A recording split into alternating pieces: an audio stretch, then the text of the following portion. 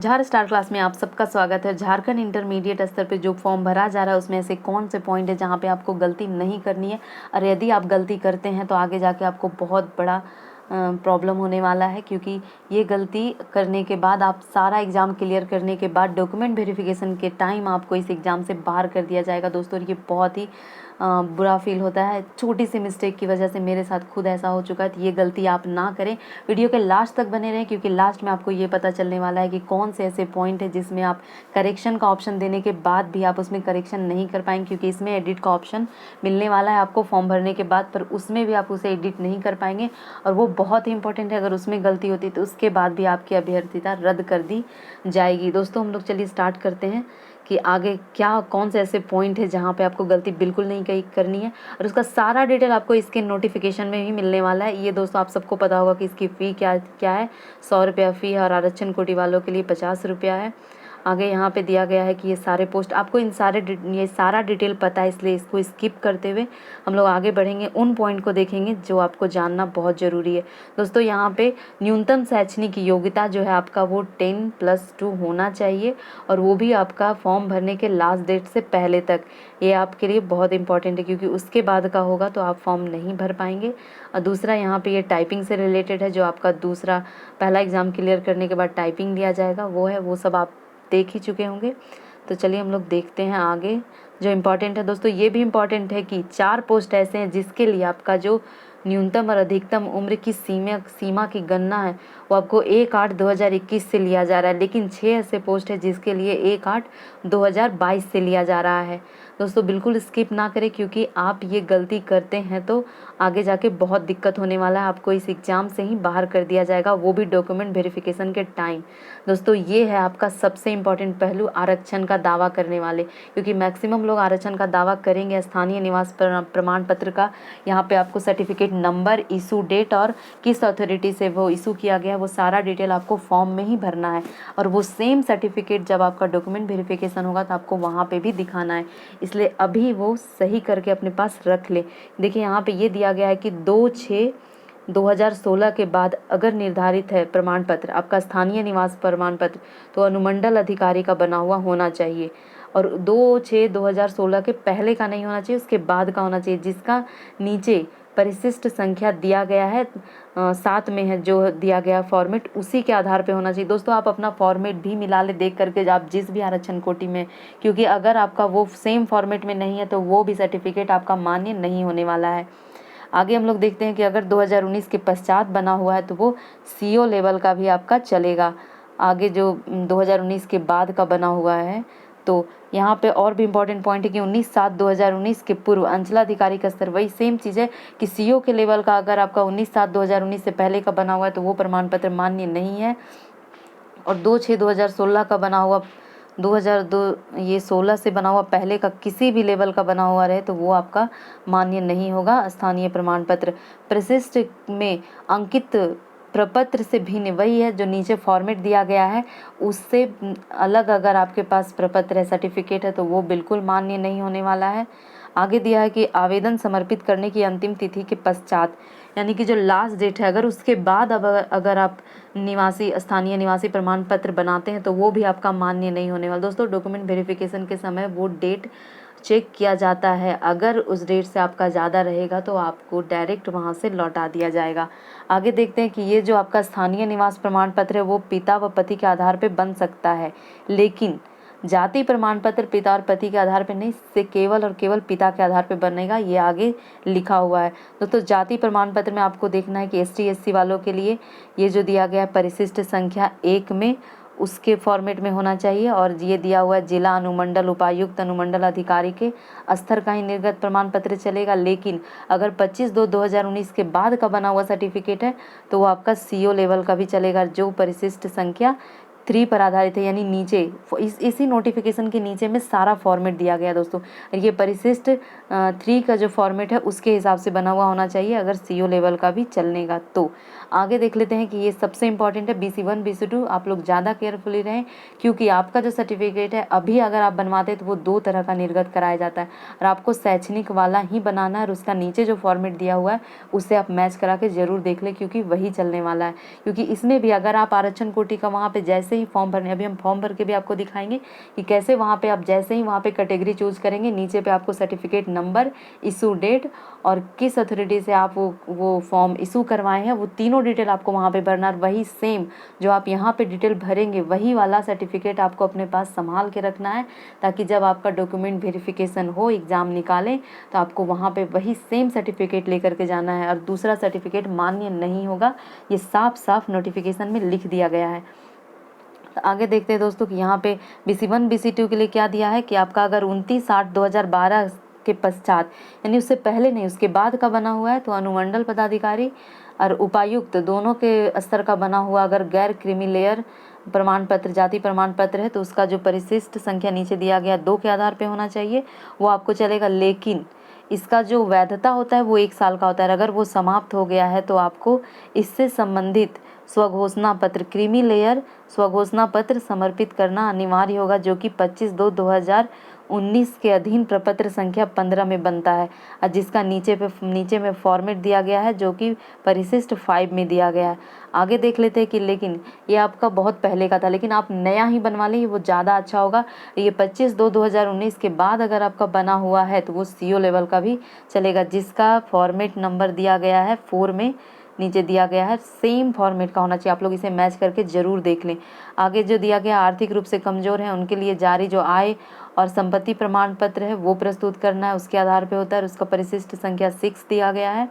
आगे यह प्रमाण पत्र आवेदन देने की अंतिम तिथि तक अनिवार्य रूप से वैध होना अनिवार्य है, यानी कि अगर आपका सर्टिफिकेट वैलिड, नीचे वैलिड दिया रहता है, वैलिडिटी डेट आपका सर्टिफिकेट में नीचे मेंशन किया रहता है, अगर वो वैलिडिटी डेट फॉर्म भरने के आखिरी तारीख तक अगर वो नहीं है तो वो आपका मान्य नहीं होगा। वही यहाँ पे साफ साफ लिखा गया है कि लास्ट तक वैध होना अनिवार्य है।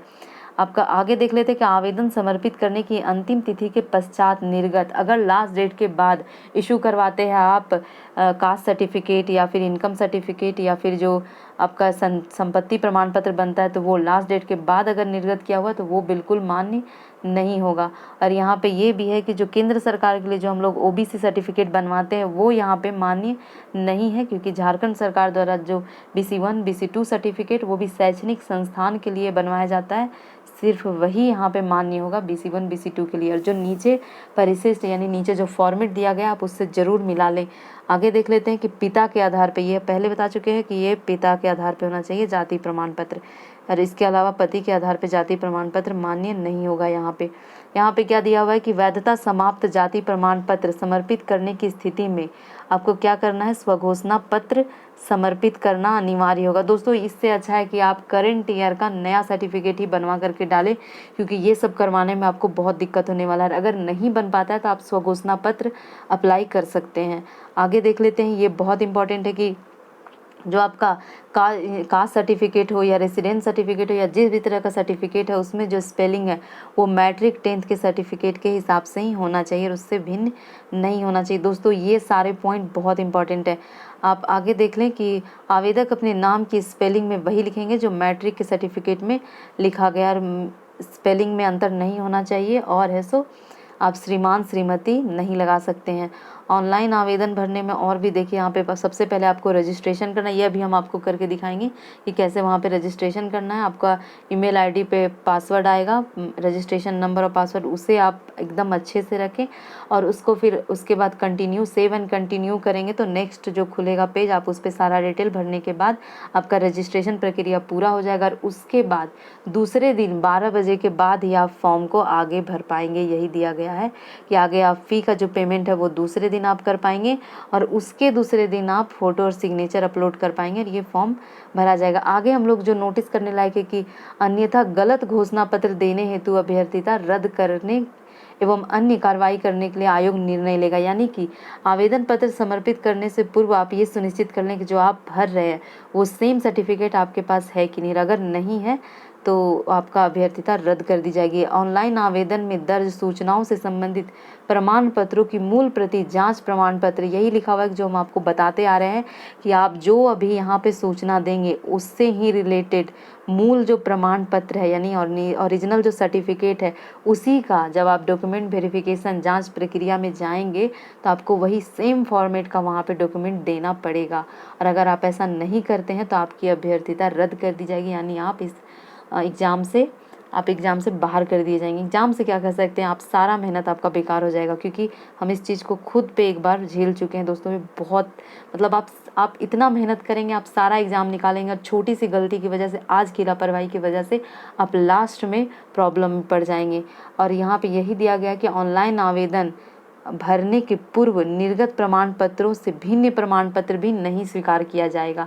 यानी यहाँ पे जो ऊपर हम आपको सारा डिटेल बताएं कि कौन सा सर्टिफिकेट लगने वाला है, और नीचे जो परिशिष्ट संख्या के आधार पे जो फॉर्मेट दिया गया है आप उससे एक बार मैच करके ज़रूर देख ले दोस्तों। यहाँ पे आपको यहाँ पे जो करेक्शन का डेट है वो दिया गया है 3/7/2022 से 5/7/2022 तक आपको करेक्शन करने का, क्योंकि यहाँ पे जो डेट है वो चेंज हुआ है, इसलिए यहाँ पे काट के हम नया डेट लिखे हैं कि आप जुलाई तक इसका फॉर्म भरने के आखिरी डेट के बाद आप इसे क्या कहते हैं एडिट कर पाएंगे अगर किसी प्रकार की गलती होती है। लेकिन यहाँ पे अभ्यर्थी का नाम, जन्म तिथि और ईमेल आईडी और मोबाइल नंबर, ये 4 ऐसे चीज़ हैं जिसमें आप किसी भी तरह का करेक्शन नहीं कर पाएंगे। ये आपका अभी रजिस्ट्रेशन के टाइम आप जो भी डालेंगे सही डालेंगे, क्योंकि आपका यही आखिरी तक रहने वाला है और इसमें गलती की कोई गुंजाइश नहीं है।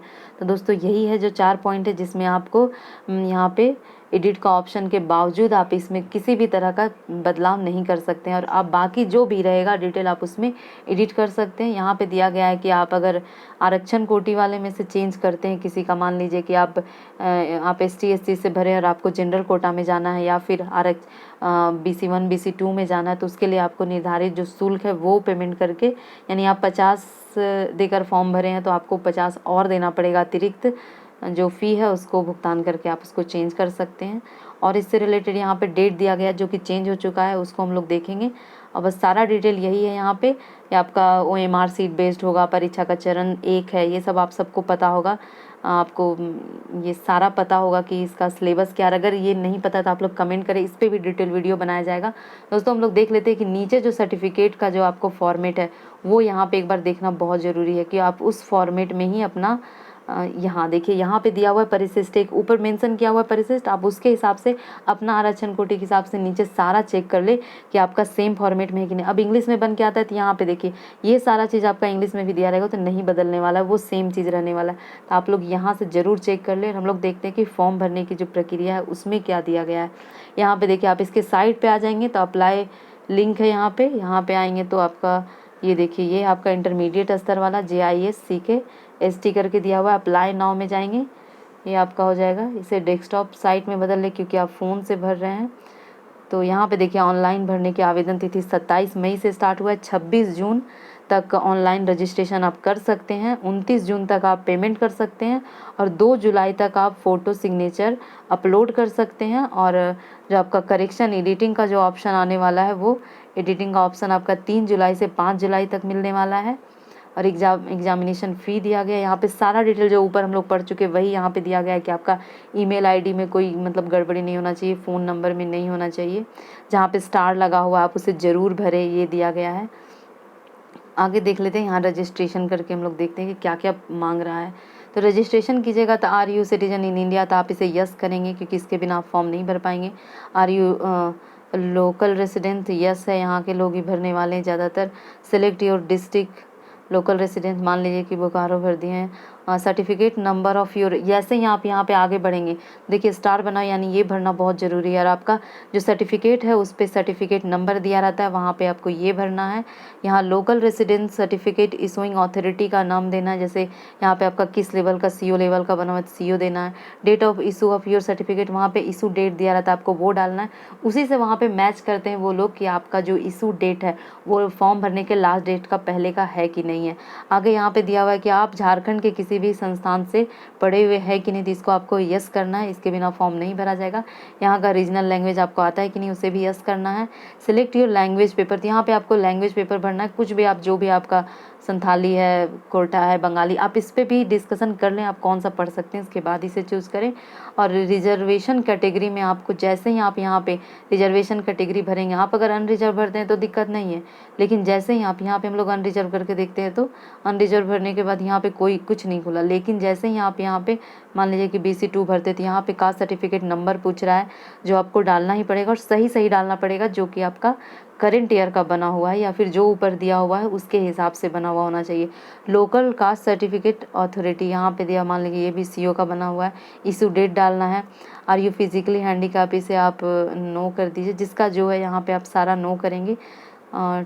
वैकेंसी टाइप पूछ रहा है तो ये आपका हो जाएगा रेगुलर वैकेंसी में आप भर रहे हैं कि बैकलॉग वैकेंसी में भर रहे हैं, ये आपका रेगुलर ही होने वाला है। और आगे जा कर के सॉरी हाँ यहाँ पे है do you claim reservation under vote, तो ये सब आपका नहीं है, मान लीजिए कि ये आपका नो यहाँ पे कर देते हैं। वैकेंसी टाइप रेगुलर भर चुके हैं। पोस्ट अप्लाइंग, यहाँ पे आपको पोस्ट प्रेफरेंस देना है दोस्तों, तो यहाँ पे आपका 10 पोस्ट के लिए 10 पोस्ट का आप प्रेफरेंस डालेंगे। यहाँ पे आपको सेलेक्ट करना है, सारा यहाँ पे दिया गया है डिटेल, 10 का नाम दिया गया है दोस्तों। इनमें से जैसे जैसे होगा आप 10 को फॉर्म भर ले। नेम ऑफ कैंडिडेट, यहाँ पे देखिए यहाँ पे भी मेंशन किया गया है कि आपका मैट्रिकुलेशन सेकेंडरी इंटरमीडिएट में जो नाम दिया गया वही सेम नाम होना चाहिए, अब बिना मिस्टर मिस लिखे हुए होना चाहिए। यहाँ डेट ऑफ बर्थ डालना है दोस्तों, इसमें बिल्कुल गलती ना करें। यहाँ पे जेंडर सेलेक्ट करना है, यहाँ मान लीजिए कि फीमेल सेलेक्ट किए। ईमेल आईडी बिल्कुल सही डालना है, confirm email ID. Mobile number भी बिल्कुल सही डालना है। यहाँ पे आप ये कैप्चा डालकर जैसे ही I accept the term condition करेंगे और सबमिट एंड कंटिन्यू करेंगे और आगे फॉर्म खुल जाएगा दोस्तों। आगे अगर आपको पूरा फॉर्म भरे हुए देखना है तो आप प्लीज़ कमेंट करें और आप इस वीडियो में लास्ट तक बने। आई होप आप लोगों के लिए हेल्पफुल रहा हो दोस्तों, क्योंकि अभी आप अगर गलती करते हैं तो आगे जाके आपको बहुत पछताना पड़ेगा। इसलिए आप जो जो पॉइंट बताए गए हैं आपको गलती बिल्कुल ना करें, ये सोच करके अभी तो फॉर्म भरना ही है, आगे जाके हम ठीक कर लेंगे, पर ऐसा नहीं होता है। आप जो गलती आज करेंगे ये आपको डॉक्यूमेंट वेरिफिकेशन के समय टेंशन देने वाला है। आई होप दोस्तों आप लोगों को ये पसंद आया हो, प्लीज़ लाइक करें, सब्सक्राइब करें और जो दोस्त भी फॉर्म भरने वाले हैं उन तक ज़रूर भेजें ताकि उनका फॉर्म भरने में गलती ना हो। तो आप सबका बहुत बहुत धन्यवाद।